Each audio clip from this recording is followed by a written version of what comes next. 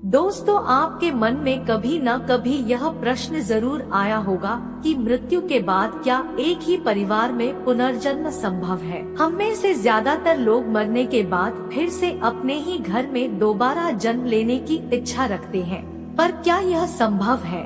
और अगर संभव है तो उसके लिए हमें जीते जी क्या करना होगा? यह कुछ ऐसे रहस्यमय सवाल है जिनकी व्याख्या हर धर्म अपने हिसाब से करता है, परंतु हिंदू धर्म में इस प्रश्न का सटीक उत्तर मिलता है। इस वीडियो में आप जानेंगे कि भागवत गीता, गरुड़ पुराण जैसे धर्म ग्रंथों में पुनर्जन्म के विषय में क्या लिखा है, और यदि पुनर्जन्म एक ही परिवार में हो तो जन्म लेने वाले बच्चों की किन बातों से आप समझ सकते हैं कि आपके पूर्वजों ने फिर से आपके घर में जन्म लिया है। नमस्कार दोस्तों, आप सभी का हमारे चैनल पर स्वागत है। ऐसी वीडियो देखने के लिए चैनल को सब्सक्राइब करें और वीडियो को लाइक करें। दोस्तों, पुनर्जन्म होता है या नहीं, इस बारे में विज्ञान अभी तक किसी एक नतीजे पर पहुंच नहीं पाया है और धर्म दर्शन का भी एक मत नहीं है।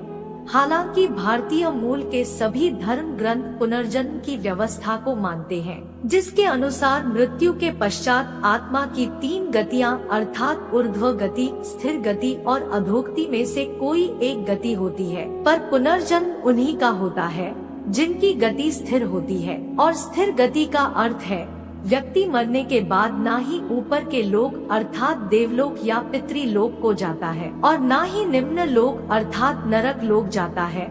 इसका अर्थ हुआ है कि उसको मृत्यु लोक में तुरंत जन्म लेना होता है और यह जन्म मनुष्य योनि का होता है। पुनर्जन्म को लेकर श्रीमद् भगवत गीता में बहुत ही गहराई से भगवान श्री कृष्ण ने अर्जुन को ज्ञान दिया। श्रीमद् भगवत गीता के दूसरे अध्याय में श्री कृष्ण अर्जुन को कहते हैं कि देहिनोस्मिन्यथा देहे कौमारम यौवनम जरा तथा देहांतर प्राप्तिर्शिरस्तत्र न मुह्यति, अर्थात जिस प्रकार आत्मा बाल्यावस्था से युवावस्था और फिर वृद्धावस्था से गुजरकर पुराना शरीर त्यागती है, ठीक उसी प्रकार मृत्यु के बाद आत्मा दूसरे शरीर में प्रवेश करती है। यह एक काम है जो निरंतर चलता रहता है। दोस्तों, गरुड़ पुराण में लिखा है कि मृत्यु के बाद आत्मा अपने जीवन काल में किए गए कर्मों और अंतिम समय में विषयों की आसक्ति के आधार पर अगला जन्म प्राप्त करती है। आपने भी सुना होगा कि कुछ मनुष्य को अपना पिछला जन्म याद रहता है, वह अपने पिछले जन्म के परिवार को भी पहचानते हैं। परंतु दोस्तों, यह पुनर्जन्म होता क्यों है, इसका उत्तर गरुड़ पुराण में छुपा है। गरुड़ पुराण के अनुसार पुनर्जन्म का कारण सांसारिक पदार्थों में आसक्ति तो है कि साथ ही साथ प्रारब्ध की भूमिका भी होती है। कुछ लोगों को एक जन्म में सब कुछ मिलता है, परंतु कुछ को कुछ भी नहीं मिलता। यह व्यक्ति के पिछले जन्म में किए गए कर्मों का फल होता है। इसका अर्थ यह हुआ कि यदि मरने वाले व्यक्ति ने अपने जीवन काल में अच्छे कर्म किए होंगे और मृत्यु के समय अपने पुत्रोजनों या परिवारजनों के बारे में सोचते हुए प्राण त्यागे होंगे, तो उस व्यक्ति का अगला जन्म उसी के परिवार में होना संभव है। हिंदू धर्म में जो व्यक्ति मरने के बाद अपने ही घर में जन्म लेते हैं उन्हें पितृ या पितर कहते हैं। मान्यताओं के अनुसार मरे हुए सभी लोग अपने घर परिवार में पुनर्जन्म लेना चाहते हैं।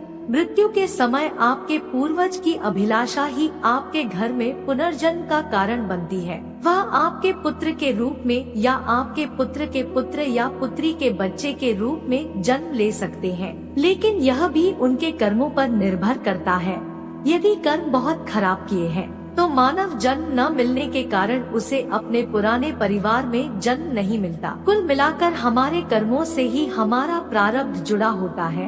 यदि आपके घर में आपके पितर ने जन्म लिया है तो माना जाता है कि कुछ खास लक्षणों की मदद से उन्हें पहचाना जा सकता है कि जो पैदा हुआ है उनके कई लक्षण आपके पितर से मिलते हैं, जैसे उसका हाव भाव और उसका किसी का पुकारना या घर में कहाँ क्या रखा है पहले से ही पता होना आदि चीज उनके पुनर्जन्म का एहसास कराती है।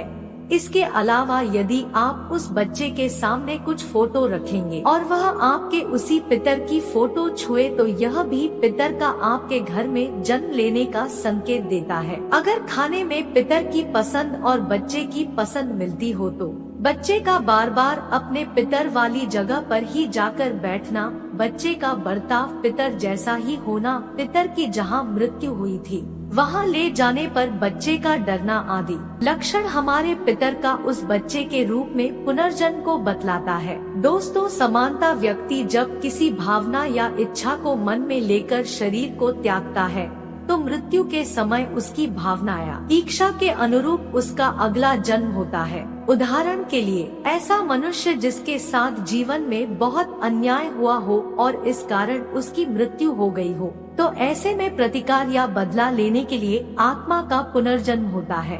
दुर्घटना, हादसा या किसी विपदा के कारण किसी की अकाल मृत्यु हो जाती है तो ऐसे व्यक्ति की कुछ इच्छाएं अधूरी रह जाती है। इच्छाओं को पूरा करने के लिए मृत्यु के बाद ऐसी आत्माओं का भी पुनर्जन्म होता है। पुण्य कर्म भोगने के लिए जो व्यक्ति अपने जीवन में हमेशा पुण्य कर्म करता है, मृत्यु के बाद उसकी आत्मा का भी पुनर्जन्म होता है।